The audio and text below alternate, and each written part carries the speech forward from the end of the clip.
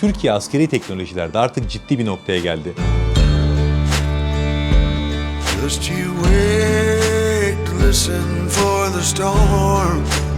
Ve gelinen noktayı gösteren en önemli şeylerden biri yapılan uluslararası anlaşmalar ve ihracat haberleri oluyor. Hear the difference in the wind. Bir sistem ihraç edilebiliyorsa güven veriyor demektir. Savunma sanayi ürünlerinin pazarı düşündüğünüz kadar kolay girilebilecek bir pazar değil. Just you wait to listen for the storm. Hear the difference in the wind. Çünkü hiçbir devlet tam olarak güven vermeyen bir devletin savunma sanayi ürünlerini envanterine katmak istemez. Şöyle düşünün, bir savaşa gireceksiniz, ordunuzun eline tutuşturduğunuz silahlar ilk çatışmada tutukluk yapıyor. Sonuçta söz konusu olan insancan, o yüzden riske atamazsınız. İşte bu yüzden de kendini savaş sahasında kanıtlamış ya da savunma sanayi alanında gerçekten güven veren ülkelerden bunları almak istersiniz. Bütün askeri teknolojiler için bu dediğim geçerli. Ama hava araçlarında bu konu çok daha hassas bir konu. Hiçbir ülke tam anlamıyla güven vermeyen bir hava aracını envanterine katmaz. O yüzden askeri teknolojilerde pazara girmek bir birim zorsa, askeri havacılıkta pazara girmek 5 birim zordur. Bugünkü konumuzun önemli olmasını sağlayan şey de bu. TUSAŞ İspanya ile tarihi bir mutabakat imzaladı ve gözbebeğimiz Hürjet bir NATO ülkesine ihracat başarısı yakaladı. Yani bugün önemli bir konuyu konuşuyoruz. Aura Sebilon sponsorluğunda Türkiye'nin yeni anlaşmasını ve bu anlaşmanın başrolü olan Hürjet projesinin tüm detaylarını konuşuyoruz. Türkiye'nin lider su arıtma markası Aura Sebilon Unique sunar. TUSAŞ tarihi bir imza attı ve İspanya Hürjet'i seçti. Rakiplerimiz Amerikan ve İtalyan alternatifleriydi ama Hürjet ikisini de geride bırakmayı başardı. Bu elbette boşuna değil. Hürjet bütün alt sistemleriyle iki alternatifinden de çok daha yeni ve modern bir platform. Zaten İspanya'nın bizi tercih etmesinin esas sebebi bu oldu. Mutabakat TUSAŞ, Airbus ve İspanya Savunma Bakanlığı arasında imzalandı. Bu anlaşmayla Hürjet'in İspanya'ya satışının önü açıldı. Ortak üretim yapılacak. Şu an İspanyol Hava Kuvvetleri'nde eğitim uçağı olarak F-5M uçakları kullanılıyor. Hürjet bunların yerini alacak. İhracat rakamı olarak farklı rakamlar zikrediliyor. Ama muhtemelen 24 adet uçak ihraç edilecek. Peki bu anlaşma neden önemli? Hürjet projesini konuşmadan önce bu anlaşmanın önemine biraz değinelim. Öncelikle bu anlaşma ile birlikte sistemimizin ABD ve genel olarak dünya pazarına kapısı aralandı. Artık önü açıldı. Sonuçta İspanya hem Avrupa Birliği hem de NATO üyesi ve Hürjet burada onlarla ortak olarak üretilecek. Ortaklıkta Airbus şirketinin isminin olması bile pazarı genişletecektir. Yani artık bundan sonraki süreçte bir NATO veya Avrupa Birliği ülkesinde Hürjet'in satılması şaşırtıcı olmayacaktır. Bunun yanında bu satıştan sonra platformun üretim maliyeti düşecek. Çünkü üretim hacmi arttıkça birim maliyet azalıyor. Bu da hem bizim daha ucuza bu sistemi envantere katmamızı sağlayacak hem de Hürjet'in daha küçük askeri bütçeleri olan ülkelerin radarına girmesini sağlayacak. Bu çok önemli çünkü özellikle silahlı Hürjet bu tarz ülkeler için ciddi bir çözüm olacak. Afrika ülkelerini düşünün. Bu ülkelerin birçoğu terörle mücadele ediyor ve şu an F-16 gibi uçakları satın alma şansları yok. Ekonomileri buna el vermiyor. İşte bu noktada F-16'nın belki 3'te 1'i veya 4'te 1'i fiyatına silahlı Hürjet alabilme imkanı onları ciddi anlamda rahatlatacak. Bu da tabii ki pazarın büyümesini sağlayacak. Bu anlaşmanın bir diğer önemi de milli savaş uçağımız Kaan'la ilgili. Hürjet, Kaan savaş uçağının eğitimine uygun olarak geliştirildi ve ikisinin de ana yüklenicisi aynı firma olduğu için birini alan diğerinin potansiyel müşterisi haline gelecek. Sadece Kaan için değil, bu tarz ihracatlar aslında uzun vadeli ticaret anlamına da geliyor. Sonuçta bunları sattığınız ülkeler uzun yıllar bu sistemleri kullanacak ve sürekli bir bakım ve yedek parça ihtiyacı olacak. İşte bu ihtiyaç Türkiye ile aralarında sürekli devam eden bir ticaret kapısı açacak. Bir diğer önemli şey de şu, sadece ekonomi üzerinden bakmayalım meseleye. Bunun bir de siyasi boyutu var. Bu kadar kritik sistemlerin ticaretini yapan ülkeler genellikle ilişkilerini güçlü tutmak zorunda kalıyor. İşte bu durum Türkiye ile İspanya ve Türkiye ile bundan sonraki potansiyel müşteriler arasındaki ilişkilerin güçlenmesini sağlayacak. Yani neresinden bakarsanız bakın, anlaşma çok önemli bir anlaşma. Peki İspanya bu uçağı neden tercih etti? Az önce bu anlaşmanın Türkiye açısından önemini konuştuk. Ama İspanya'nın neden tercih ettiği sorusunu sadece alt sistemlerin daha yeni ve modern oluşuyla açıklamıştık. Aslında mesele o kadar basit değil. Yani bu en önemli sebeplerden biri olsa da tek sebep o değil. Sadece alt sistemlerin yeni oluşu elbette bunu sağlayamaz. Sebebi daha iyi anlamak için de Hürjet platformunu tanımak yeterli olacaktır. O yüzden biraz da uçağımızın detaylarını konuşalım. Hürjet projesi Ağustos 2017'de başladı. 2018'de kavramsal tasarım faaliyetleri tamamlandı. 2019'da ön tasarım süreci bitirildi. 2021 yılında ise kritik tasarım faaliyetleri sonuçlandı. 2021'de artık gerekli olan her şey belli olmuştu.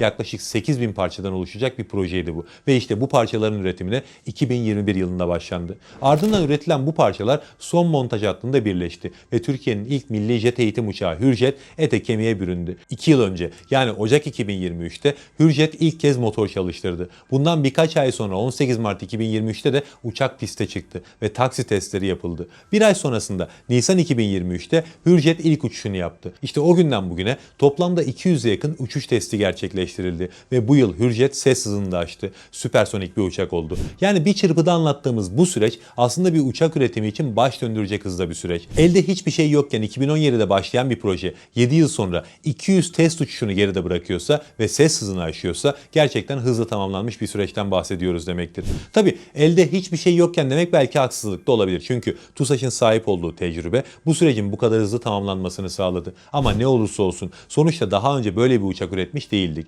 Yani süreç gerçekten çok hızlı bir süreç. Peki bu 7 yıllık baş döndüren sürecin sonunda biz nasıl bir uçak elde ettik? Yani Hürjet'in özellikleri neler? Çok sıkmadan en önemli özelliklerinden bahsederek devam edelim. Uçağın uzunluğu 13 metre, 10 metreye yakın kanat açıklığı var. 45.000 feet maksimum irtifaya sahip ve toplamda 2600 kilometre menzili var. Maksimum yükü 3 tona yakın. Bu yönü çok önemli. Buna birazdan ayrıca değineceğiz. Maksimum hızı şu an için 1,4 Mach yani süpersonik bir jet uçağı. G limiti artı 8G. Şu an 6,4'e ulaştı. Toplamda 7 adet istasyonu var. 3'er tane kanatların altında, bir tane de gövdede. Bu istasyonlar sayesinde çok farklı faydalı yükleri taşıyabiliyor. Bu uçak 2026 yılında envantere girecek. İlk aşamada toplam 16 adet Hürjet üretilip hava kuvvetlerimize teslim edilecek. Daha sonrasında seri üretim potansiyeli ayda 2 adet olacak. Yeni müşterisi çıktığında her ay 2 adet üretilip teslim edilebilecek. Tabi muhtemelen bu üretim potansiyeli artık arttırılacak. Çünkü İspanya ile yapılan anlaşma daha fazla üretimin önünü açtı. Ama tek sebep bu değil. Başka büyük ihtimaller de var. Mesela Hürjet'in ABD yolcusu olma ihtimali konuşuldu geçen yıl. Çünkü Amerikan donanması şu an kullandığı T-45 eğitim uçağının yerini alacak bir jet eğitim uçağı arıyor. Bunun için de belli başlı kriterleri var elbette. Aradıkları uçak 0,9 Mach hıza ulaşacak. 6G azami dönüş oranına sahip olacak. İrtifası da 41.000 feet olacak. Yani Hürjet bu talepleri karşılayabiliyor. Yani Hürjet her anlamda müşterilerinin ihtiyacını karşılayabilir. Peki Hürjet bizim ne işimize yarayacak?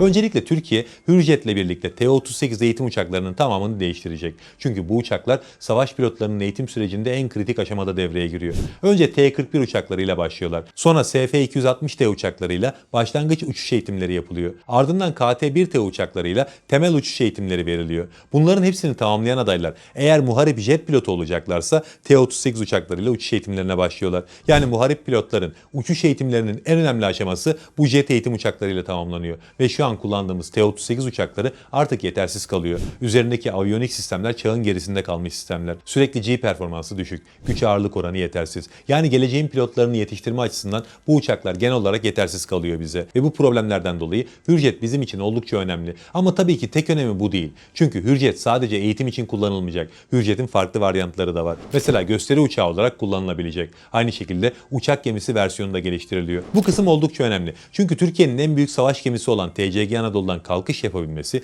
ve yine aynı gemiye inebilmesi için çalışmalar yürütülüyor. Yani Hürjet, Türk Deniz Kuvvetleri'nin gücüne güç katacak. Bu uçaklar operasyonlarda keşif gözetleme için de kullanılabilecek ama daha da önemlisi farklı saldırı görevlerinde Hürjet'in kullanıldığını göreceğiz. Bence en önemli kısım bu. Çünkü bu konuda dünyada da ciddi bir konsept değişikliği var. Artık özellikle hava kuvvetleri saldırıda kullanacağı platformu ya da mühimmatların ekonomik olmasına önem gösteriyor. Bu da boşuna değil. Savaş uçaklarının uçuş maliyetleri bile ekonomik açıdan başlı başına problem. Artık dünyada yeni trend teknolojisi ileri seviyede olan en gelişmiş uçakların sadece sürekli operasyonlarda kullanılması. Mesela terör operasyonu yaparken kullandığınız savaş uçağının radar görünmezliğine sahip olması çok da önemli değil. Çünkü sonuçta karşınızdaki örgütün elinde gelişmiş radar sistemleri yok. İşte böyle durumlarda uçuş maliyetleri çok daha düşük olan hafif taarruz uçaklarıyla saldırı yapmak artık devletlere daha mantıklı geliyor. Hatta ABD'de bunun için geliştirilen bir OAX projesi bile var şu anda. Bildiğiniz önden pervaneli, pırpır dediğiniz bir uçak türü hafif saldırılar için geliştiriliyor. Ondan daha iyisi tabii ki Hürjet ve bizim çok işimize yarayacak. Ve bu yönüyle Hürjet bizim operasyonlarda yapacağımız saldırıların ciddi bir kısmını yapabilecek. Çünkü biz genel olarak terörle mücadele eden bir ülkeyiz. Şu an örgüt kendini feshetmiş görünse de terörün bitmesi kolay olmayacak. Biri bitse diğerini çıkaracaklar. Ya da bu örgütün kalıntılarıyla mutlaka daha yıllarca mücadele edilecek. Bugün Irak'ın kuzeyinde bir kara hedefini vurmak için F-16 kaldırmanın çok bir mantığı yok. Ya da yakın gelecekte milli savaş uçağımız Kaan elbette her hedef için havalanmayacak. Yeri geldiğinde o hedefi insansız hava araçlarımızla vuracağız. Yeri geldiğinde ise işte bugün konuştuğumuz Hürjet'le. Bu sayede operasyon maliyetleri de düşecek. Kaan gibi gelişmiş bir savaş uçağının uçuş ömrü de uzayacak. Hürjet toplamda 3 ton maksimum yük taşıyabiliyor ve bu sayede savaş uçaklarımızla kullanacağımız mühimmatların hemen hemen tamamı zaten kullanılabiliyor onda. Mesela HGK-82, roketleri, KGK, lazer UMTAS, minyatür bomba gibi mühimmatları taşıyabiliyor. Bu sayede karadaki hedefleri en etkili şekilde imha edebilir. Aynı zamanda Hürjet hava hedeflerine karşı da etkili olacak. Bunun için de ilk milli hava füzelerimiz olan Gökdoğan ve Bozdağ'ını taşıyor. Bunun yanında ABD üretimi halihazırda kullandığımız AIM-9X'te mühimmatları arasında. Yani Hürjet kara hedeflerinin neredeyse tamamına, hava hedeflerinin de büyük bir kısmına karşı etkili bir platform olacak. Bu potansiyeliyle de birçok operasyonda savaş uçaklarımızın yerini alabilecek. Belki birçok ülke için bu tarz bir uçağı üretmenin en önemli yönü jet eğitim uçağı geliştirmiş olmak olabilir. Ama söz konusu Türkiye olduğunda bu uçağın muharip kabiliyeti de önem kazanıyor. Biz sürekli operasyon halindeyiz. Böyle bir gerçek varken ürettiğimiz herhangi bir platformun operasyonel kabiliyetlerini göz ardı etme ya da ikinci plan atma gibi bir şansımız yok. İşte bu yüzden tekrar diyorum ki Hürjet özellikle operasyonel yönüyle ve taşıdığı mühimmat çeşitleriyle Türkiye için oldukça önemli bir platform olacak. Eğer olur da birkaç tane de büyük ihale alınırsa Türk ekonomisine de ciddi katkıları olabilir. Sonuçta jet eğitim uçağı hava kuvvetleri olan her ülkenin kullandığı, daha doğrusu kullanmak zorunda olduğu bir platform. Yani ciddi bir pazardan bahsediyoruz. İnşallah bu pazardan ciddi bir pay almak bizlere nasip olur. Allah'a emanet olun. Türkiye'nin lider su arıtma markası Aura Sebilon Unique sundu.